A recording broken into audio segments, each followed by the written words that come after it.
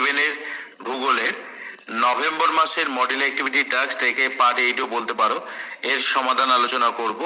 এর উত্তরগুলো খাতায় সুন্দর করে রাখতে হবে। বিদ্যালয় থেকে যেদিন বলবে সেদিন জমা দিয়ে আসতে হবে। চ্যানেলে নতুন হয়ে থাকলে অবশ্যই চ্যানেলটিকে সাবস্ক্রাইব করে দিও। দেখো 1 নম্বর কি বলছে, বিকল্পগুলি থেকে ঠিক উত্তরটি নির্বাচন করে লিখো। 1 সূর্যের উত্তরায়ণের সময়কাল। ক 21শে জুন থেকে 22শে ডিসেম্বর। খ 23শে সেপ্টেম্বর থেকে 21শে মার্চ। গ 22শে ডিসেম্বর থেকে 21শে জুন। গ 23শে মার্চ থেকে 23শে সেপ্টেম্বর। এর উত্তর হবে গ 22শে ডিসেম্বর থেকে 21শে জুন। 2 নম্বর, কোন মানচিত্রে সমচাপ রেখাগুলি খুব কাছাকাছি অবস্থান করলে সেখানে ক বায়ুর চাপ বেশি হয়। ক বায়ুর চাপের পার্থক্য বেশি হয়। গ বায়ুর চাপ কম হয়। ঘ বায়ুর চাপের পার্থক্য কম হয়। সঠিক উত্তর হবে খ বায়ুর চাপের পার্থক্য বেশি হয়। এবার দেখো 3 নম্বর, টোকিও ইয়োকোহামা শিল্পাঞ্চলের অন্যতম প্রধান কারণগুলি হলো ক খনিজ ও শক্তি সম্পদের সহজলভ্যতা। খ স্বল্প জনঘনত্ব। গ উন্নত প্রযুক্তি ও দক্ষ শ্রম। ঘ সমুদ্র থেকে দূরবর্তী স্থানে অবস্থান। তো সঠিক উত্তর হবে গ উন্নত প্রযুক্তি ও দক্ষ শ্রম। 4 নম্বর, ভূভাগ ভাঁজ খেয়ে উপরের দিকে উঠে যে পর্বত সৃষ্টি করে তার উদাহরণ হলো ক সাতপুরা। ক ভোজ। গ কিলিমেঞ্জারো। ঘ হিমালয়। সঠিক উত্তর হবে ঘ হিমালয়। 5 নম্বর, ঠিক জোটটি নির্বাচন করো। ক নদীর উচ্চ প্রবাহ ভূমির ঢাল কম। খ নদীর উচ্চ প্রবাহ নদীর প্রধান কাজ ক্ষয়। গ নদীর নিম্ন প্রবাহ ভূমির ঢাল বেশি। খ নদীর নিম্ন প্রবাহ নদীর প্রধান কাজ বহন। উত্তর হবে খ নদীর উচ্চ প্রবাহ নদীর প্রধান কাজ ক্ষয়। এবার দেখো 6 নম্বর, আফ্রিকা মহাদেশের মাঝ বরাবর পূর্ব পশ্চিমে বিস্তৃত কাল্পনিক রেখাটি হলো ক কর্কট ক্রান্তি রেখা। ক মকর ক্রান্তি রেখা। গ মূল মধ্য রেখা। ঘ বিষুব রেখা। তো সঠিক উত্তর হবে ঘ বিষুব রেখা। 7 নম্বর, পৃথিবীর ছাদ যে মালভূমিকে বলা হয় সেটি হলো ক ছোটনাগপুর মালভূমি। খ মালব মালভূমি। গ পামির মালভূমি। ঘ লাদাখ মালভূমি। সঠিক উত্তর হবে গ পামির মালভূমি। 8 নম্বর, নদীর উচ্চ প্রবাহে আই আকৃতির উপত্যকা সৃষ্টির অন্যতম প্রধান কারণ হলো ক ভূমির ঢাল কম থাকা। খ উপনদীর সংখ্যা বেশি থাকা। গ নদীর নিম্ন ক্ষয়ের ক্ষমতা বেশি হওয়া। ঘ নদীর পার্শ্ব ক্ষয়ের ক্ষমতা বেশি হওয়া। সঠিক উত্তর হবে গ নদীর নিম্ন ক্ষয়ের ক্ষমতা বেশি হওয়া। 9 নম্বর, যে রূপান্তরিত শিলা বিভিন্ন সৌধ নির্মাণে কাজে লাগে তা হলো ক চুনা পাথর। ক কাদা পাথর। গ ব্যাসল্ট। গ মার্বেল। তো সঠিক উত্তর হবে ঘ মার্বেল। এবার দেখো 2 নম্বর, শূন্যস্থান পূরণ করো। 2-1 নিরক্ষরেখা থেকে মেরুর দিকে অক্ষরেখার পরিধি ক্রমশ ড্যাশ থাকে। তো শূন্যস্থানে হবে ক্রমশ কমতে। 2 নম্বর, বায়ুতে জলীয় বাষ্পের পরিমাণ কমে গেলে বায়ুর চাপ ড্যাশ পায়। এখানে শূন্যস্থানে হবে বৃদ্ধি। 3 নম্বর, এশিয়া মহাদেশের একটি উত্তর বাহিনী নদী হলো ড্যাশ। তো এই শূন্যস্থানে হবে লেনা। 3 নম্বর, বাক্যটি সত্য হলে ঠিক এবং অসত্য হলে ভুল লেখো। 3-1 ব্যবচ্ছিন্ন মালভূমির একটি উদাহরণ হলো ছোটনাগপুর মালভূমি। এটা সত্য, তাই জন্য এখানে ঠিক লিখতে হবে। 3-2 শীতল ও শুষ্ক জলবায়ুতে মাটির সৃষ্টি হতে বেশি সময় লাগে।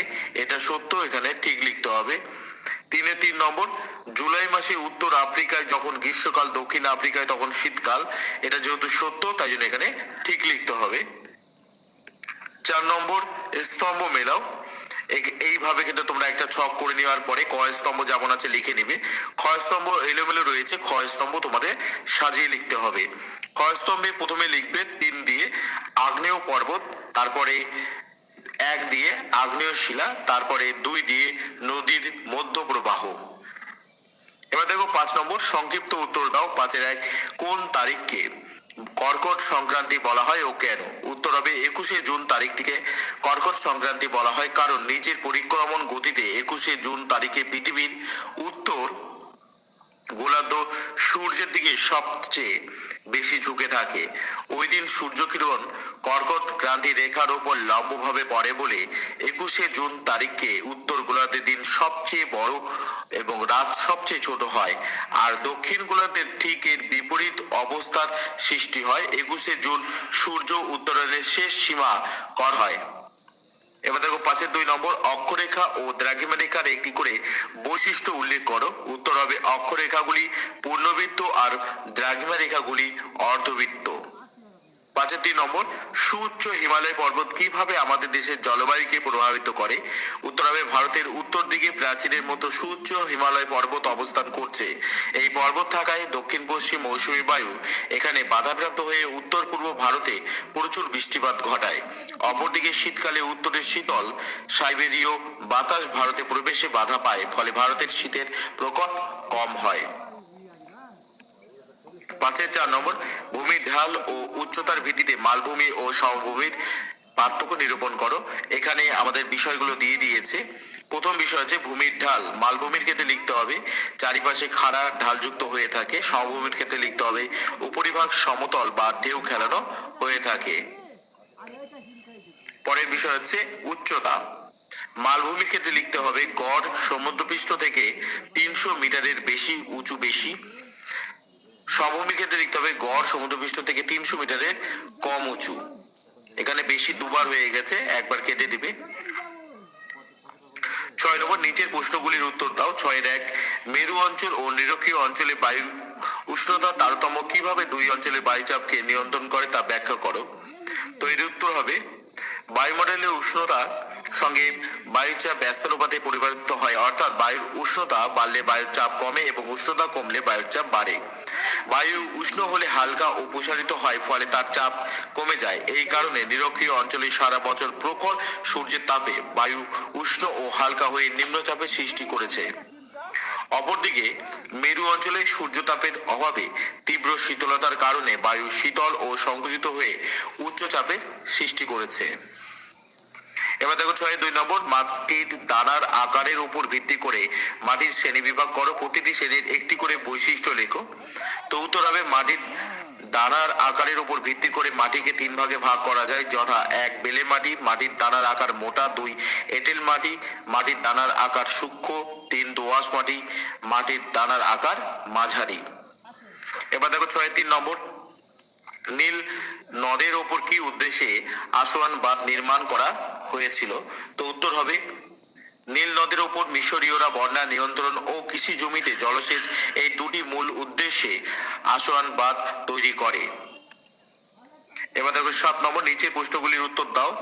7-1, এশিয়া মহাদেশের নিরক্ষীয় ও উষ্ণ মেরু জলবায়ু স্বাভাবিক উদ্ভিদের চরিত্রকে কিভাবে প্রভাবিত করে তা আলোচনা করো।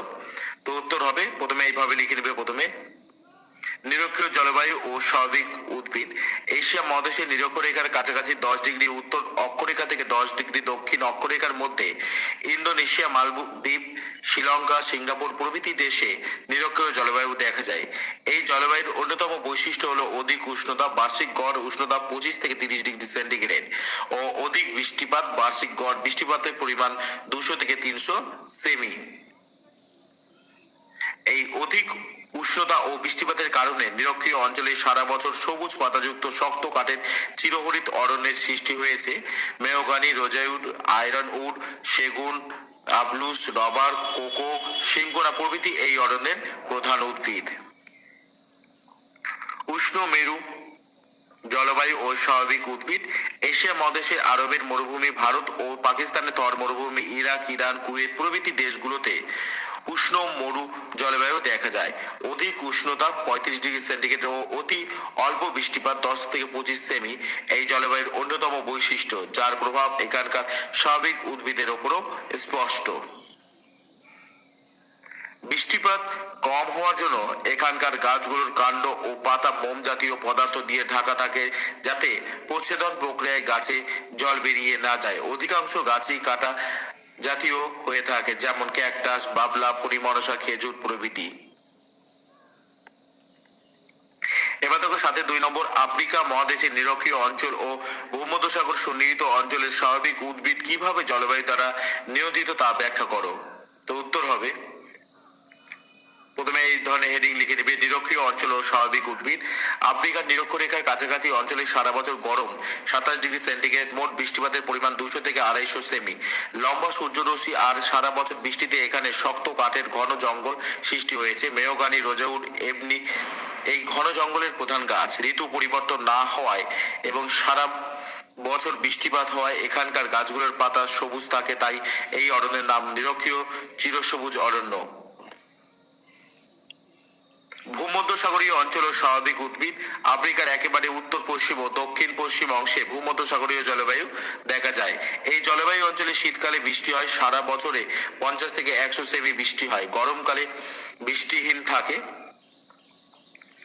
বাষ্পমোচন রোধ করার জন্য গাছের পাতায় নরম মোমের আস্তরণ দেখা যায়। জলপাই, ওক, আখরোট, ডুমুর, কর্ক প্রভৃতি গাছগুলো এখানে জন্মায়। গরমকালে জলের সন্ধানে গাছের মূলগুলো অনেক গভীরে চলে যায়।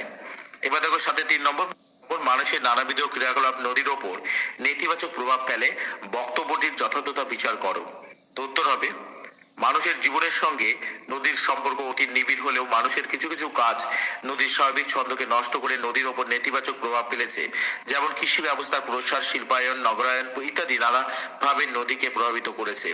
বন্যা নিয়ন্ত্রণের জন্য নদীর ওপর কৃত্রিম বাঁধ তৈরি করলে সাময়িক সুফল পাওয়া গেলেও শেষ পর্যন্ত তা আরো